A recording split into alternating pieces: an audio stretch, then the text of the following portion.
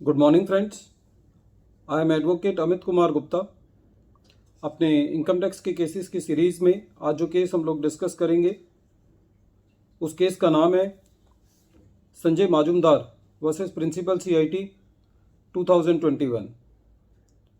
131taxman.com 265 और ये case Allahabad IT/AT ने डिसाइड किया। बहुत ही इंटरेस्टिंग पॉइंट इस केस में डिसाइड किया IT/AT ने। सेलर ने अपनी प्रॉपर्टी बेची, ये प्रॉपर्टी लीज होल्ड प्रॉपर्टी थी और जो सेल कंसिडरेशन का प्राइस फिक्स हुआ उस सेल कंसिडरेशन के अंदर ये कहा गया कि लीज होल्ड प्रॉपर्टी को फ्री होल्ड प्रॉपर्टी में कन्वर्ट करने के लिए जो भी चार्जेस हैं वो सेलर पे करेगा और ये चार्जेस जो है वो सेल कंसिडरेशन में इंक्लूडेड थे। जब असेसी ने अपने लॉन्ग टर्म कैपिटल गेन की कंप्यूटेशन को किया तो असेसी ने इस लीज होल्ड प्रॉपर्टी को फ्री होल्ड प्रॉपर्टी में कन्वर्ट करने के लिए जो असेसी ने चार्जेस पे किए थे उसको कॉस्ट ऑफ इम्प्रूवमेंट के बतौर जो है वो क्लेम किया।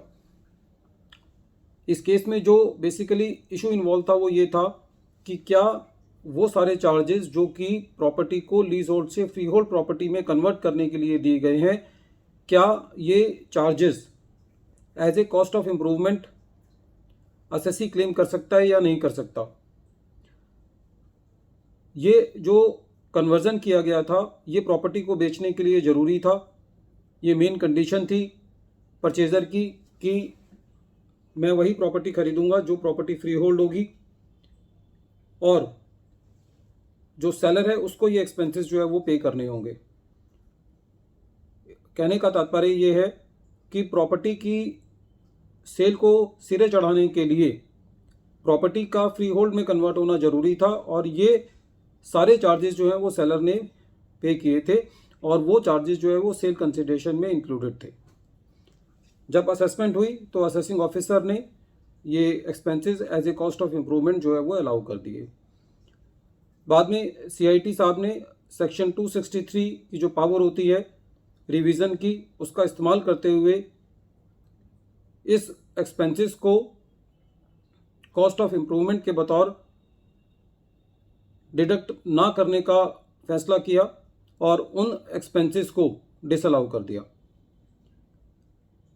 CIT के इस फैसले के अगेंस्ट असेसी जो है वो इलाहाबाद IT/AT गया और इलाहाबाद IT/AT ने ये डिसीज़न दिया कि जो भी असेसी ने अपने एक्सपेंसेस पे किए हैं लीज होल्ड प्रॉपर्टी को फ्री होल्ड प्रॉपर्टी में कन्वर्ट करने के लिए वो सारे एक्सपेंसेस जो हैं वो assessee as a cost of improvement जो है वो माइनस कर सकता है, क्योंकि यदि एक्सपेंसेस नहीं किए जाते तो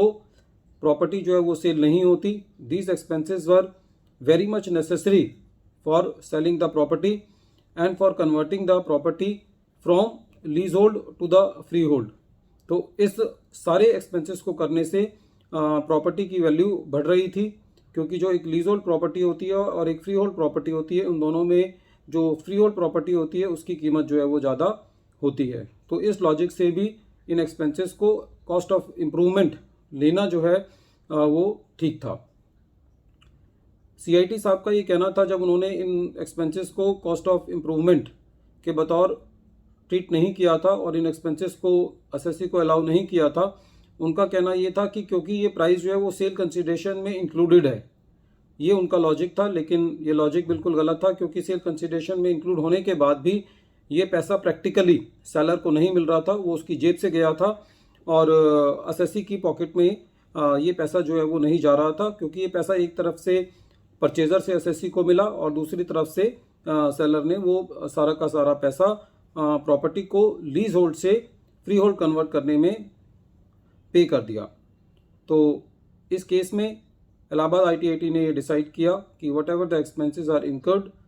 bye the assessee that is the seller for converting the property from leasehold to the freehold, all those expenses can be claimed as cost of improvement because these expenses were necessary for executing the sale deed and these expenses were incurred for improving or increasing the value of the property. Once again, I am repeating the name of the case. The name of the case is Sanjay Majumdar versus Principal CIT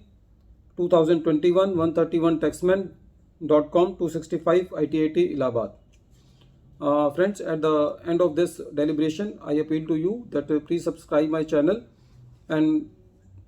press the bell icon so that you may receive the future notifications of my videos on various cases. Thank you, friends.